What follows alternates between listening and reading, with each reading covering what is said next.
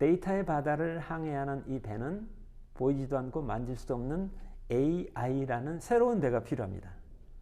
그렇다고 한다면 이 AI라는 배는 어떤 힘으로 움직일까? AI라는 보이지도 않고 만질 수도 없는 21세기 배는 또 보이지도 않고 만질 수도 없는 또 하나의 힘. 저는 이거를 소프트 파워다. 소프트 파워. 이게 우리가 가야 될 방향이다. 이런 생각.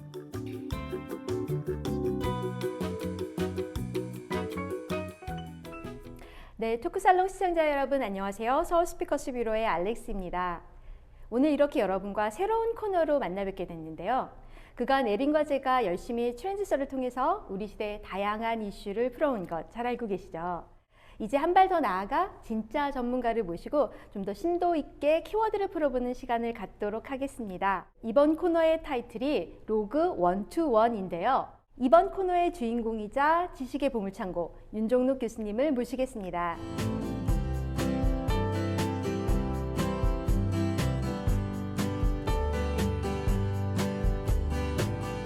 교수님 안녕하세요. 네, 반갑습니다. 윤종록입니다.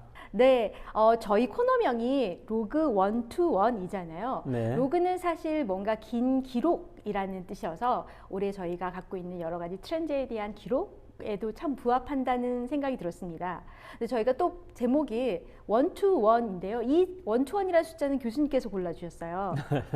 네, 교수님, 이 121이 어떤 의미가 있을까요? 두 가지로 제가 말씀드리겠습니다. 121 하면은 121이죠. 네. 우리가 십진법을 쓰기 때문에 0부터 99까지 넘어간 다음에 한 단위가 올라가면서 100이 되죠. 네. 근데 만약에 우리가 11진법을 쓴다면은 어떻게 될까? 121이 11진법이었을 때는 100이 되는 겁니다. 그래서 우리는 10진법이라는 환경에 사는데 하나를 더 추가한다면은 이 세상이 어떻게 바뀔까? 그 추가한 것 하나를 저는 상상력이라는 키워드가 하나가 추가가 된다면은 우리 사는 세상이 얼마나 더 풍요로워질까 이런 생각을 해봤고요. 그런 의미에서 120이라는 숫자가 필에 꽂혔는데 또 121을 달리 해석하면은 영어로 일자를 I라고 본다면은 I to I가 되겠죠. 네.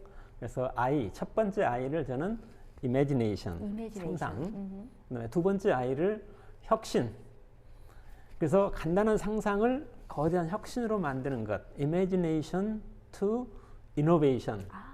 그래서 숫자를 121로 한번 다듬어 봤습니다. 정말 멋지네요. 저 또한 시청자분들과 마찬가지로 상상에서 혁신으로 가는 인사이트를 이 코너를 통해서 가질 수 있을 거라고 확신합니다. 근데 교수님, 이 코너의 부제가 데이터 대항해 시대예요. 대항해 시대 그러면은 지금부터 약 500년 전인 15에서 17세기 정도인 것 같고요. 사실 대항해 시대 처음 얘기 들었을 때 저는 예전에 했었던 온라인 게임이 생각나기도 했습니다. 사실 그 배경 음악만 들어도 지금도 막 설레고 낭만, 탐험, 모험 이런 느낌이 들기도 하는데요. 저희는 대항해 시대를 인류 문명에 있어서 변곡점이다라고도 많이 표현하는데요. 교수님께서는 데이터 대항해 시대라는 걸 주장하셨어요. 과연 이 데이터 대항해 시대 어떤 의미가 있고 또 어떤 변화를 가져올 수 있을까요? 고등학교 세계사 시간에 우리 대항해 시대 재밌게 배웠지 않습니까? 열심히 배웠습니다. 결국은 지구가 둥글다는 사실, 거기서부터 생각이 달라지기 시작하죠. 평평한 지구, 아니야, 둥근 지구. 그리고 해가 우리를 도는 줄 알았더니 우리 지구가 해를 돌더라 스스로 자전하면서 어마어마한 충격이었겠죠.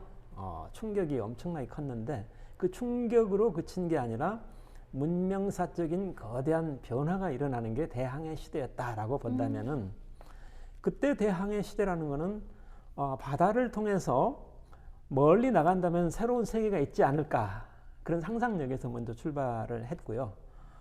그러다 보니까 많은 변화가 일어났고 신대륙이 발견되고 동인도 회사가 만들어지면서 주식을 발행을 하고 주식을 발행했다라는 게 뭐냐?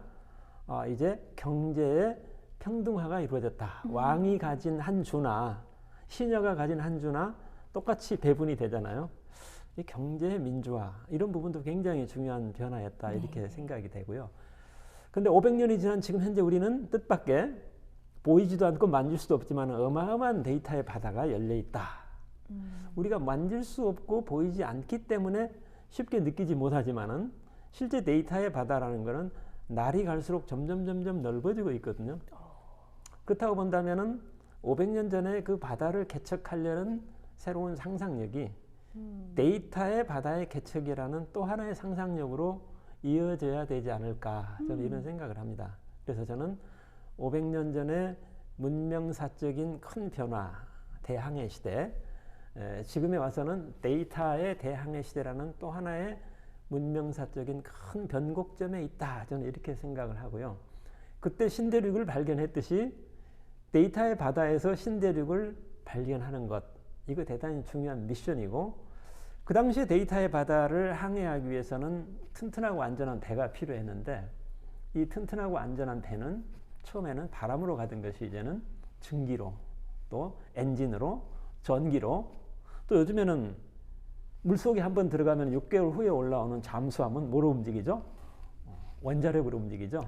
네, 500년 전에 시작했던 대항해 시대는 바람, 전기, 원자력, 소위 말해서 하드파워의 힘으로 움직였습니다. 그러나 지금 시작된 데이터의 바다에서는 어떤 배가 필요할까? 데이터의 바다를 항해하는 이 배는 보이지도 않고 만질 수도 없는 AI라는 새로운 배가 필요합니다. 그렇다고 한다면 이 AI라는 배는 어떤 힘으로 움직일까 궁금하시잖아요. 만약에 AI 배가 바람, 전기, 전기로 움직인다면 얼마나 좋을까요? 그러나 AI라는 보이지도 않고 만질 수도 없는 21세기 배는 또 보이지도 않고 만질 수도 없는 또 하나의 힘, 저는 이거를 소프트 파워다, 이렇게 한번 정의를 해보고 싶습니다. 이제는 보이지도 않고 만질 수 없지만 더 중요한 힘, 소프트 파워, 이게 우리가 가야 될 방향이다, 이런 생각을 해봅니다. 더 예를 들어본다면 전 세계에서 시가총액이 가장 큰 기업 20개를 한번 뽑아봤어요. 그 중에 19개가 상상을 혁신으로 만든 기업입니다.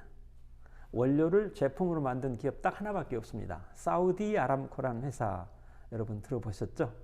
이 사우디 아람코라는 회사 하나를 빼고 나머지 19개는 간단한 상상을 혁신으로 만든 기업입니다. 아마존, 페이스북, 중국의 알리바바, 모든 회사들이 이제는 보이지도 않고 만질 수 없는 상상을 혁신으로 만드는 것, 이게 저는 중요한 시점에 와 있다라고 보고요. 그런 의미에서 지금은 대항해 시대에 이은 또 하나의 문명사적인 거대한 변곡점에 서 있다, 이런 생각을 해봅니다. 좀 어렵지만 뭔가 기대가 되고 좀 설레는 그런 설명이신 것 같아요. 교수님 설명 들어보면은 사실 그 AI란 배 얘기도 하셨고요. 결국 우리가 디지털이라는 새로운 그 워딩들에 좀 더 익숙해져야 될 것 같아요. 요즘 디지털 경제 뭐 이런 얘기도 되게 많이 나오고, 예. 그 경제를 움직이는 게 말씀하셨던 것처럼 AI라고 하는데, 이 AI라는 배를 움직이는 힘, 과연 이건 뭐라고 할 수 있을까요? 아까 말씀드렸듯이 AI의 움직이는 원료는 뭐냐? 하드파워의 원료는 우리가 금방 알 수 있겠죠. 뭐 석유 또는 뭐 전기, 우라늄. 그러나 소프트파워의 원료는 저는 상상력이다. 이미지네이션. 이미지네이션이라는 상상력이 거대한 혁신으로 만드는 그 힘, 그게 소프트파워라고 본다면은 소프트파워의 원료는 이미지네이션이고, 그거를 가능하게 하는 소프트웨어, 이 부분이 굉장히 중요한 시점에 와 있다, 저는 이렇게 생각합니다. 그래서 우리 사회가 하드파워가 굉장히 강한 사회를 지향했다면 이제는 소프트파워가 강한 사회, 이쪽으로 나가는다면 그 방법이 뭘까?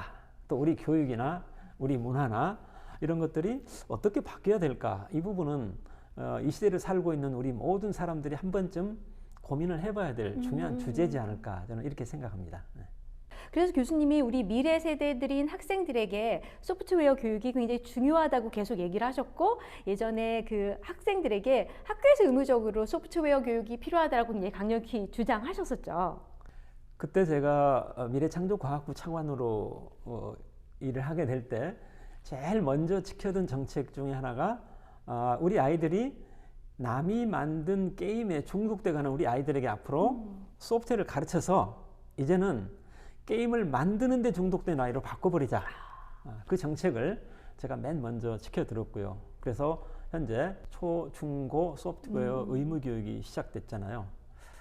예를 들어서 대학에서 바이올린을 전공한 사람이 그냥 바이올린만 배웠다면은 졸업하고 연주가가 되거나 그렇죠. 바이올린 레슨을 하겠죠. 그렇죠.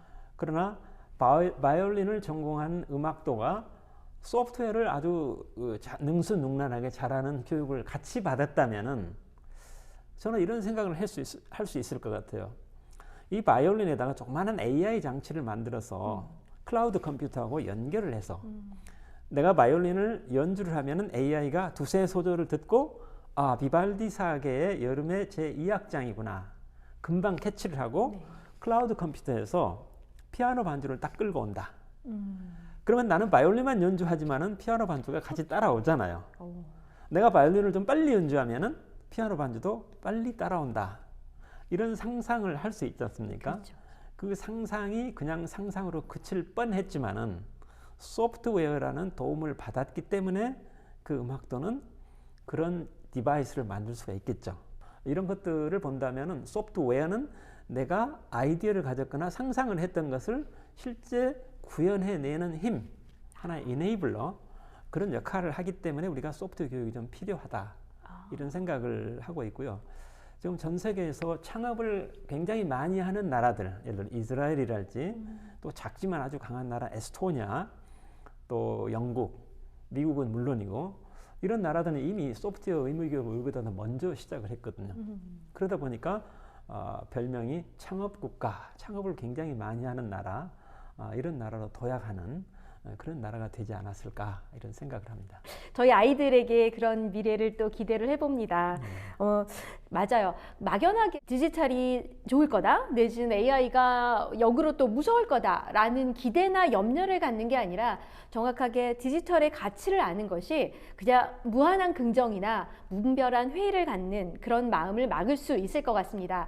특히 우리나라가 많이 알려져 있어요. IT 강국이라고. 그래서 우리나라가 가지는 디지털의 강점과 기회에 대해서 앞으로도 좀 더 많은 이야기를 듣고 싶은데요. 교수님과 함께하는 데이터 항해의 시대에 대한 내용은 계속 되겠죠? 물론입니다. 네. 그럼 다음에는 어떤 얘기 좀 더 중점적으로 해볼까요? 네, 방금 제가 이제 소프트웨어가 굉장히 중요하다, 소프트 파워가 하드 파워보다 훨씬 중요하다라고 했는데 그렇다면은 앞으로 우리의 아이들의 교육이랄지 우리가 생활하는 그 과정이랄지 또는 우리가 미래를 준비하는 이런 과정에서 하드 파워 중심적인 생각에서 소프트 파워 중심적인 생각으로 바꾼다면은 어떤 모습으로 우리가 변해야 될까? 막 그런 주제를 가지고 한번 시리즈로 한번 엮어보면 참 좋겠다. 이런 생각을 해봅니다. 네, 아주 기대됩니다. 교수님과 함께 나오는 재미있는 소프트 파워 강국에 대한 이야기 계속되겠습니다. 자, 그럼 여러분 다음 시간에 또 만나요. 로그 121.